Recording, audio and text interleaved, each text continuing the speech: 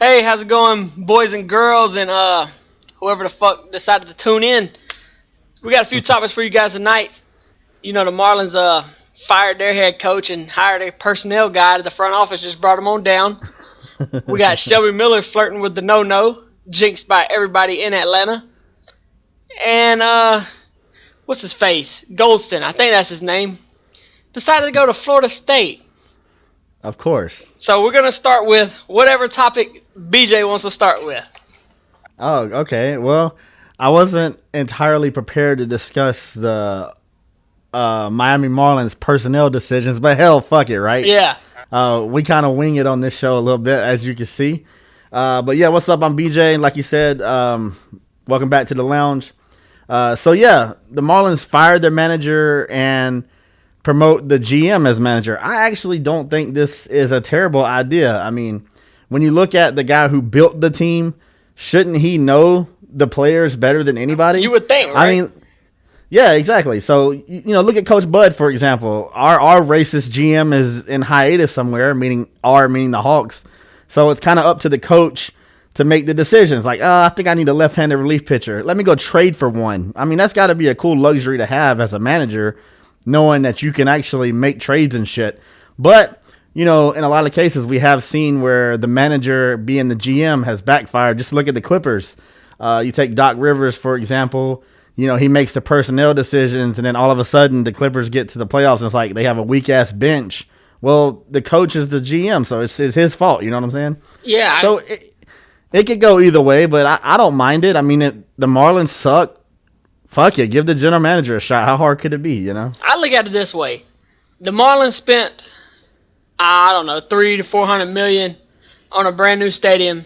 Turn around and sign Stanton for 300 million. I'm throwing money left and right. They done fired. What is this? Their second coach they done fired since the new stadium. Yeah, I think I saw somewhere that they're paying 3 managers right now. They're paying Ozzie Guillen. Yeah, I remember Ozzie. Redmond, and now they're paying the GM. So they're paying 3 guys to coach the team, and they're shitty. So what's that tell you? I don't get it. The Marlins are I think 16 and 22, and I think 14 of them losses came to Atlanta. Right, I swear we've swept them like every time this year. What's that about? And honestly, I think this is a terrible move because you got money going around every which way, and like there's no other way to show your fans that you're more prepared than, hey, we don't have a guy at all. Not one coach ready to go. I can name like 4 or 5 coaches ready to go, and this is what you bring down a guy from the front office in a tie? They don't do it for me. I think history in Atlanta will show that wasn't Bobby Cox the GM of the Braves when he decided, fuck it, I'm gonna coach the team too. Some shit like, I was 5 years old. Don't quote me on that, but I could have swore it was something similar. Bobby Cox was the GM, decided to coach, and then the rest is history. So there's examples of good and bad, but I do hear what you're saying. Why not go ahead and get a baseball manager who's actually done it before as opposed to a front office guy? So, I mean, I hear what you're saying. All right, well, I guess we'll roll that. And since we're talking baseball, how about we talk about Shelby Miller? I've been getting requests left and right about Shelby Miller, and we'll talk about him and Jason Hayward. I mean, that was a big trade for Atlanta right there, and the fans, me myself, I think I was on suicide watch when we traded Hayward. That was the worst fucking day of my life in like the past 5 years.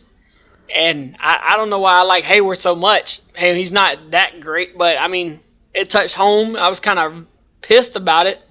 But Miller, man. It's because he's one of our guys. He's kind of like the last link to the old Braves. I mean, Brian McCann's gone, Jeff Francoeur gone, Andrew Jones gone, Chipper Jones gone, Dan Uggla gone. I mean, Hayward was like the last piece. So, in a way, I was with you, man. I was like, trading Jason Hayward. He was supposed to be this big star. He's a local kid. We passed over Buster Posey, I think, to draft him. He was supposed to be like the golden goose or whatever.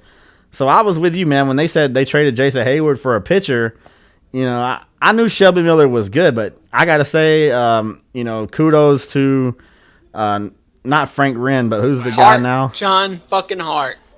John Hart got this one right, man. He got a couple of them right now. Justin Upton is tearing it up in San Diego right now, but we don't want to talk about that.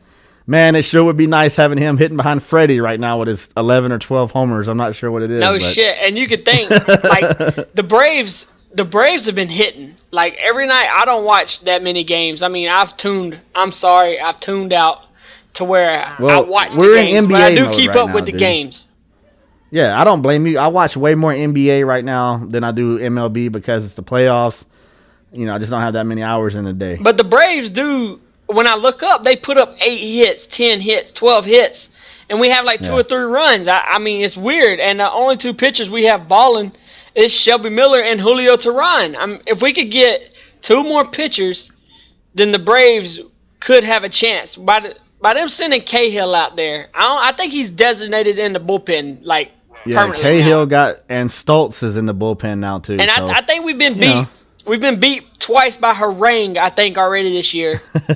And we got rid of Medlin and Beachy, which I should have got rid of Minor too. Yeah, if anybody out of those 3 guys, I would have got rid of Minor first because he was never proven. And now you owe Minor money and you're paying him to sit home hurt along with 3 or 4 other guys. I mean, keeping Minor was a terrible decision.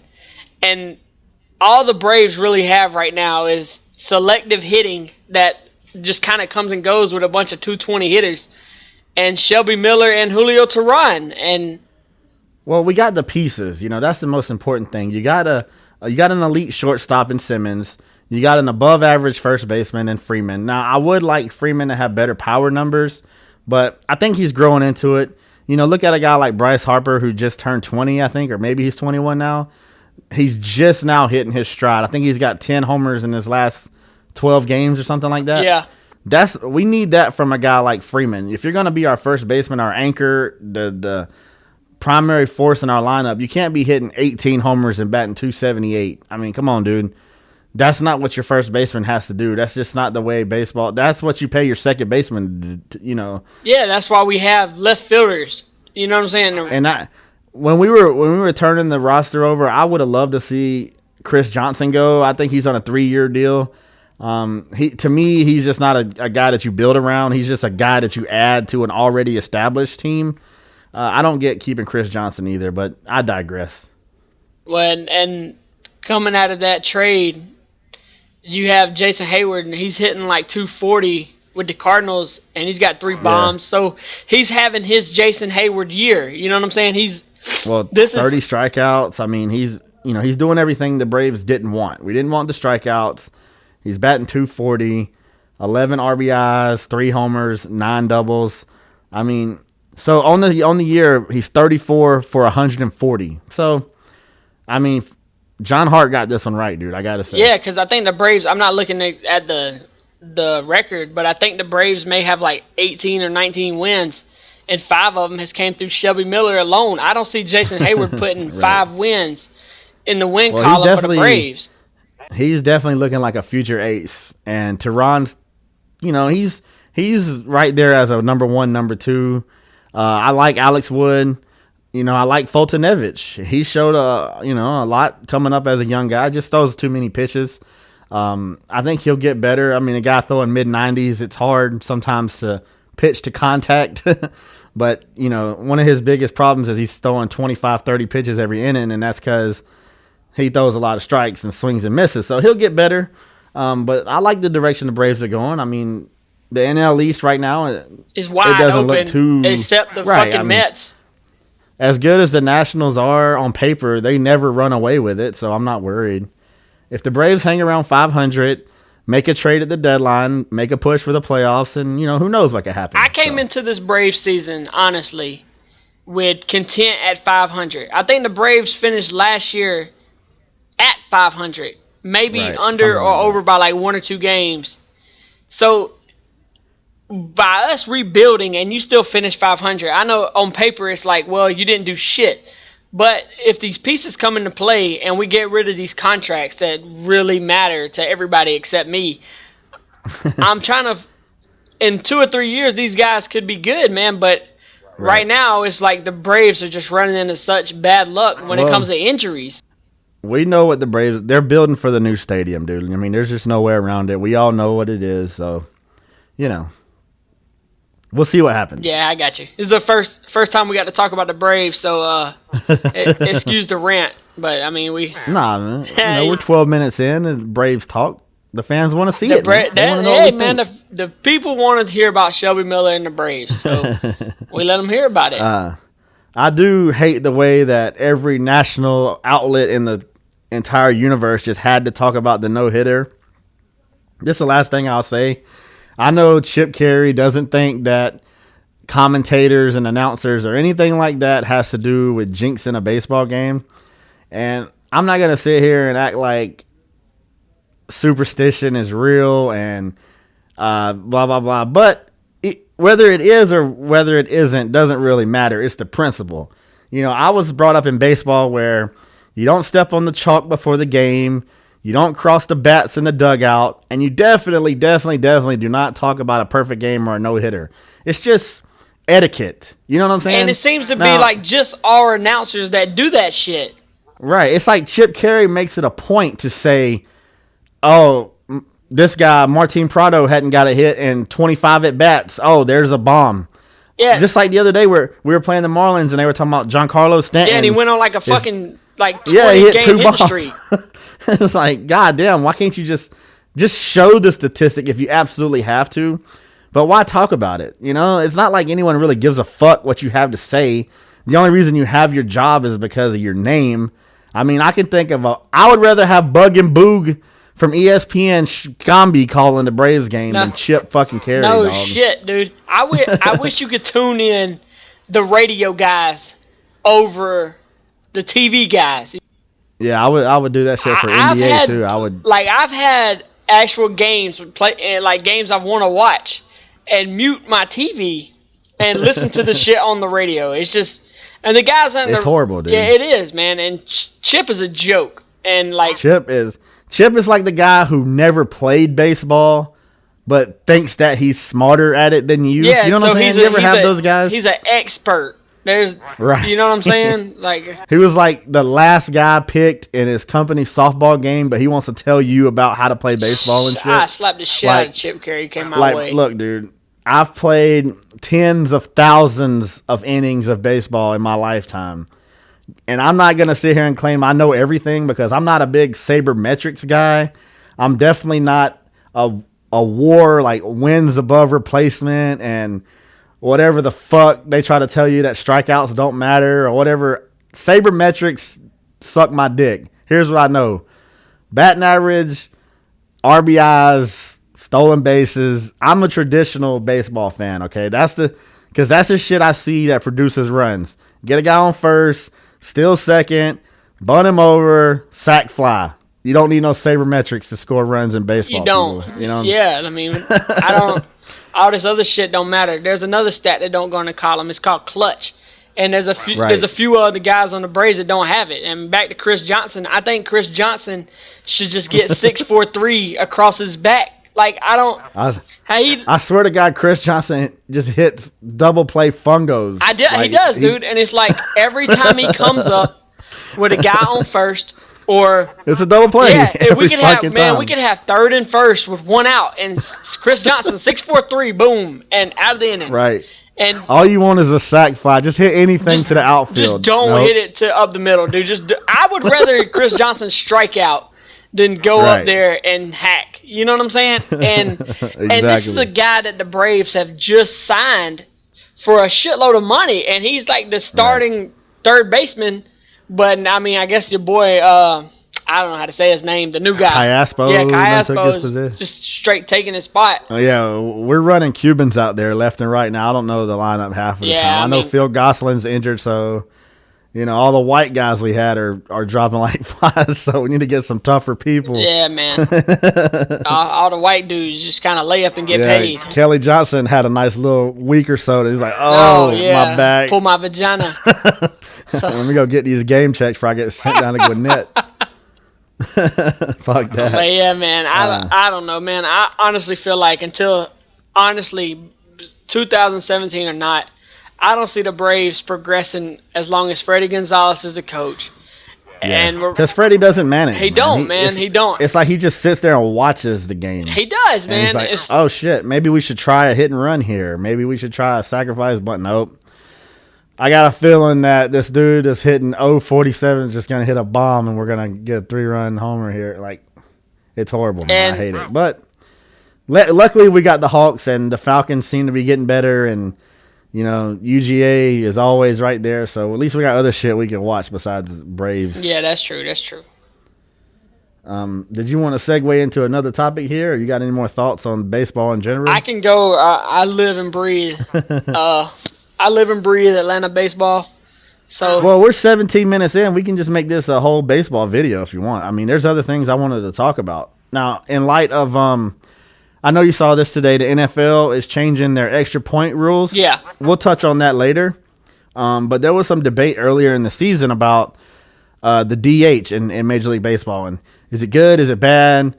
Should it be in both leagues, no leagues? What are your thoughts on that, man? I guess because we're related and we have the same DNA and genetics, we pretty much have the same take on everything.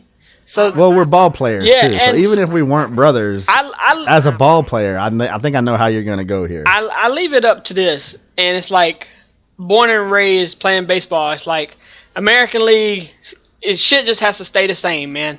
Like AL, they get a DH. NL, they don't get a DH. But there's another side of me that feels like one of my old baseball coaches told me the reason we play is to fucking go hit. Like, we all want to hit. We all want to swing the bat.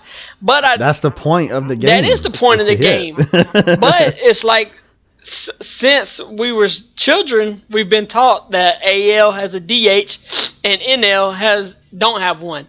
And with the DH, they save so many guys' careers, man. There's so many guys that's been in the league for like 5 and 6, 7 years that shouldn't be in the league. Think about a guy like Big Papi who is still hitting 30, 40 homers a year and can't even play first base. Yeah, like that. You got guys like that. And what's his name? Adam Dunn. Adam Dunn. Show up and DH, hit 3 times a game. Yeah, Adam Dunn, Jim Thome. Sit in the dugout. Like, just can't lift their leg off the couch. But you know what I'm saying? But as long as you can jog around the bases, that's all they care about, man. And I don't want them to get rid of it, because when we go play, if the Braves ever make it to the World Series, by God, I do not want, you know what I'm saying, Julio Teheran up there swinging a bat. Like, let's send us. But at the same time, though, like you were saying, the way I've always looked at it, it's just like you said. You play baseball for the chance to hit. Now, in order to hit, you have to play a position. The way I've always kind of looked at pitchers is, in high school and younger, your pitcher is usually your best player. And in most cases. Now, I know nowadays people are getting more specialized, so you may have guys who only pitch in high school, but most of them can hit pretty decent. I just don't know why they take that away from people. Like, you look at guys like CC Sabathia and John Smoltz have talked about how they will do their bullpen, do their pitch sessions, run their polls, and then take 50 cuts. I mean, what's hard? If you're a baseball player, don't you want that opportunity to hit? And that's why I say take the DH out of baseball. I hate it. I prefer pitchers having to contribute defensively and offensively. Lay down a bunt. You know, try to put the ball in play. Get a sac fly. Because that, to me, that's baseball. That requires more strategy, more managing. If you just run out 9 guys, the manager doesn't have to manage. You know, I got my 9 best hitters in. I don't have to worry about a double switch. I don't have to worry about situational pinch hitters. I can just run my 9 hitters out there, and Big Papi can stay in the league for 8 years and never play defense. Yeah, that's like, how what it the is, fuck man. is that? And it's like I'm like, that's why I said, like, I'm on the fence about it, because I'm with you on this. It's like, and a lot of people are like you too. The DH, it produces more offense, which most people in America like more runs. And it keeps guys around longer who probably would have retired 5 years ago.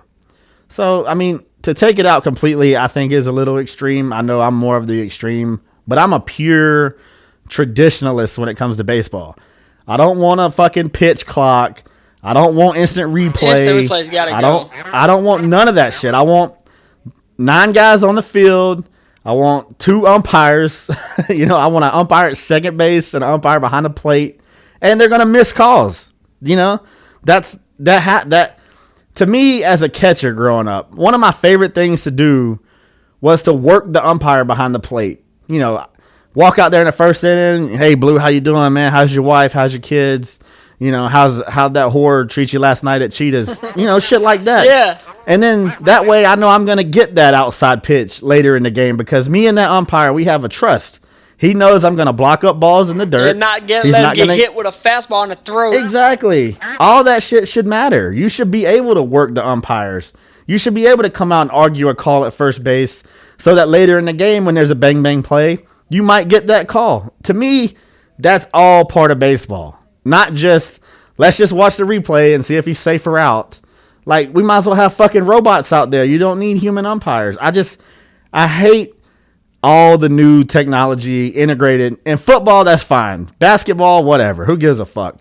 Baseball, keep it pure, man. Keep that shit as organic, natural. Errors are part of the game, and umpires make errors too.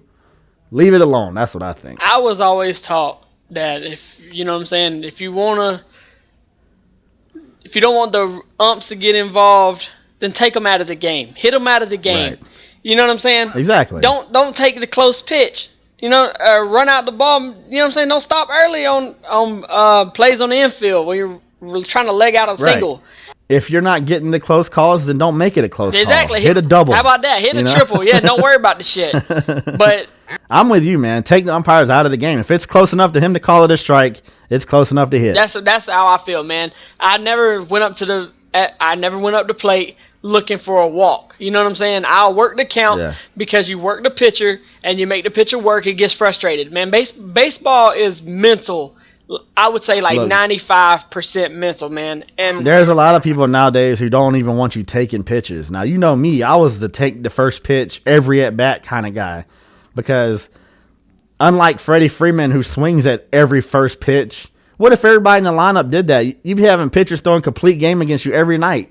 I prefer everybody take 7-8 pitch at-bats. That way you're hitting against their second and third best pitcher in the 6th inning. You know what I'm saying? Yeah, think about this. If everybody in your lineup, y'all just had a gruesome inning, team just spotted 2 or 3 runs. I'm talking about one of them long innings, like a single, double. Then you got 1 out and a walk. I'm talking just out there baking in the sun. Yes, baking in the hot-ass Georgia sun. And you got 3 assholes that come up there and swing at the first 3 pitches. Guess what? Oh, you got to jog you're right back out there, dude. And especially if you're like the catcher, man, like us. Oh, my God. Torture, it's horrible. Man. And, you got to think about all that shit when it comes to at-bat. And since we're on the topic of great at-bats, I'm going to just go ahead and roll this into Nick Markakis because I feel like he is the most complete hitter, not saying get a base hit every single time type guy, but up the plate he has the best at bats that I've seen for the Atlanta Braves in a while, man. And he just takes pitches, he makes them throw strikes, and he works the count because you got to work the count, man. And that's what it's about. And when hit you strikes. Yes, and hit the strikes. The key is take the balls and hit strikes. That's all it is. Don't chase. Now, I know it's easier said than done when you got a guy throwing a 97-mile-an-hour fastball and a 94-mile-an-hour slider. It's hard. I get that. But it's so frustrating when a guy goes up and swings at the first pitch that's 3 foot outside and then he hits a squibbler to third base. Dude, that wasn't your pitch. Why would you chase that? So, I don't know, man. But, yeah, like I said. Baseball, but that's the beautiful thing about baseball, though, is there's a million ways to play it. A million and ways. Yeah, you can play aggressive. You could swing at the first pitch. Hell, there's a lot of people that think the first pitch is the best pitch. You know what I'm saying? Right. In a lot of cases it is. But yeah, I mean, that's what scouting comes into play. Do you have a pitcher on the hill who always throws first pitch fastball and tries to get ahead, or is it a guy who's going to try to trick you? Exactly. You can't just go up to the plate with the same plan every time. I'm going to swing no matter what. Well, this guy might roll you a dirt ball up there.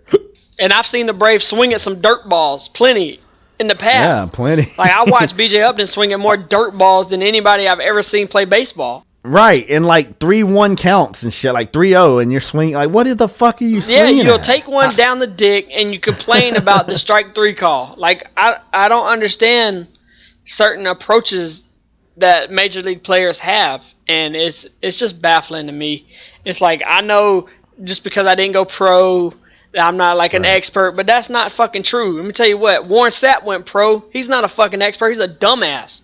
Like, you know what I'm saying? There's people that went pro. I got to listen to Shaq every night on NBA TV. Well, if experience qualifies you, no one's played as much baseball as we have that didn't go pro. Put it that way. Yeah, no shit. I mean, we logged some mileage on our bodies playing ball. So, you guys can listen to us if you want to. If not, hey, that's fine too. That's, like I said, that's a beautiful thing about baseball, man, is there's so many different strategies, so many different ways to play. People say that it's boring or it's too long, but I don't, man.